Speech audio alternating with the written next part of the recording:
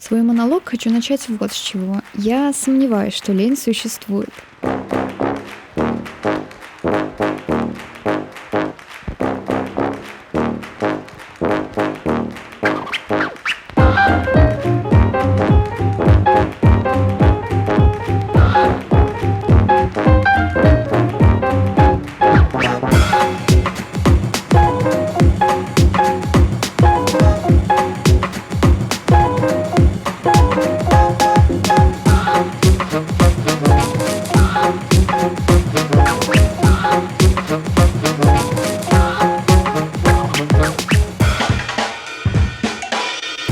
Сразу скажу, что это мои субъективные умозаключения, с которыми можно и даже нужно не соглашаться. Потому что я люблю узнавать альтернативные моим точки зрения, погружаться в них, рефлексировать, забывать, что я там вообще-то себе чай заварила и он стынет. В общем, не стесняйтесь писать все, что думаете, в комментариях. Мне будет очень интересно почитать. Я буду рассматривать лень по большей части в контексте рисования, потому что такой контекст мне понятен и близок, и потому что, собственно, канал об этом. Сначала пара общих мыслей. Словарь Ожегова нам говорит, что лень — это отсутствие желания действовать, трудиться и склонность к безделью. Первая часть про отсутствие желания во мне откликается, да, по-моему, очень точно и лаконично. Лень — это просто нежелание. Можно было бы и слово-то дополнительное для этого не придумывать. А любое нежелание, в свою очередь, это сигнал того, что что-то не так, и нужно разобраться. Конечно, всегда проще постановить, что во всем виновата лень и не тратить время на аналитику. Но продуктивнее будет порефлексировать и перейти к одной из тысяч причин, почему так происходит. Выполнять через силу действия, которые на самом деле вам не нужны, чужды и неприятны, это, по-моему, нездоровая штука. Не нужно так с собой. Что касается восприятия лени как склонности к безделью, это вызывает у меня самый бурный внутренний протест. Склонность к безделью обычно с детства, как клеймо, лепится на лоб тем, кто не хочет делать то, что положено. Ты лентяй, а значит бесполезный, и чего с тебя вообще взять? И это клеймо может кому-то всю жизнь испортить. Можно даже случайно прожить не свою, а навязанную кем-то жизнь. Безусловно, есть вещи, которые необходимо делать, даже если они дискомфортны. И тут важно осознать, что они тебе действительно нужны. Увидеть причину, найти мотивацию какую-то. Например, мне не нравится чистить зубы, как и многим, я думаю. Но еще больше мне не понравится удалять нервы и ставить пломбы. Вот и мотивация. В общем, я стараюсь говорить «я не хочу» вместо «мне лень». Так честнее. Это значит, что на тебе не лежит родовое проклятие праздности, и все можно исправить.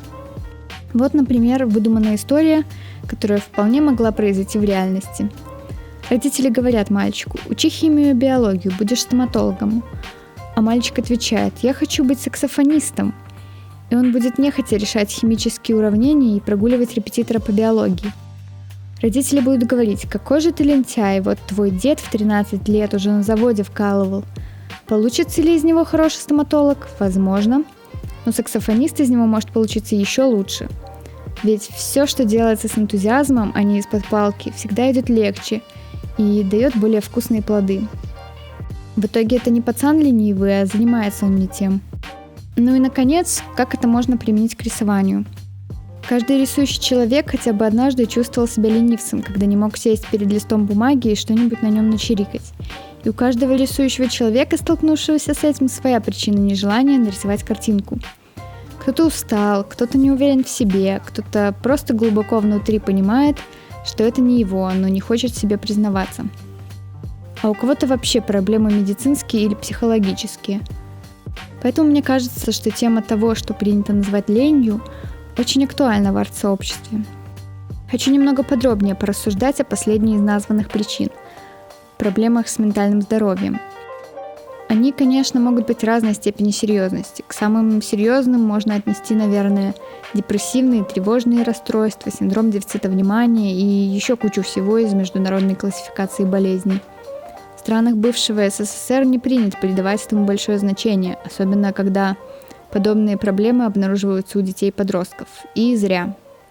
Огромное количество детишек, и не только, стремящихся к созиданию, но парализованные разного рода проблемами, в итоге начинают считать себя ни на что не способными лентяями.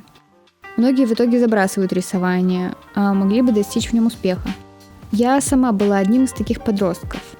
Помню, что в детстве от рисования меня ничто не удерживало. Ох, это славное время, когда ты еще ни с кем себя не сравниваешь и рисуешь единственно для удовольствия. Не зажимаешься и не загоняешься. В период переходного возраста начались какие-то комплексы, которые сейчас кажутся надуманными. И эти комплексы отразились в том числе на творчестве. Я была депрессивным ребенком, много лежала на кровати и вздыхала о своей бренной жизни и пожинала плоды собственной низкой самооценки. Мне не то что рисовать не хотелось, мне не хотелось вообще все. И при всем при этом я считала, что все дело в страшном проклятии под названием лень. Много лет спустя до меня дошло, что сдерживала меня никакая не лень, а повышенный тревожный фон и все, что к нему прилагается. Еще одна вещь, ограждавшая меня от рисования уже много позже, это страх перед провалом.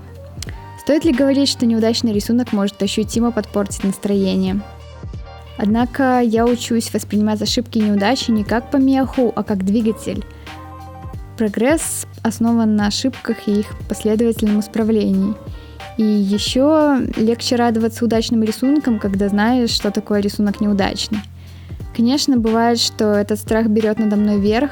Например, в ситуации, когда у меня был неудачный день, я устала и ничего не хочу, я предпочитаю не рисовать что-то полноценное, потому что возможная неудача сделает день совсем уж никудышным. И пока меня вполне устраивает такой компромисс. Вообще посыл этого видео мотивирующий, по крайней мере, я так задумывалась. Подытожу, потому что, возможно, вышло немного сумбурно. Есть вероятность, что лени не существует, и это замечательная новость. Это значит, что мы, так называемые лентяи, не проиграли в генетической лотерее и можем поработать над проблемами, которые парализуют нашу деятельность. Гоните сомнения, рефлексируйте, работайте над собой и не забывайте каждый день себе напоминать, что вы самобытные, неповторимые, и в вас огромная сила.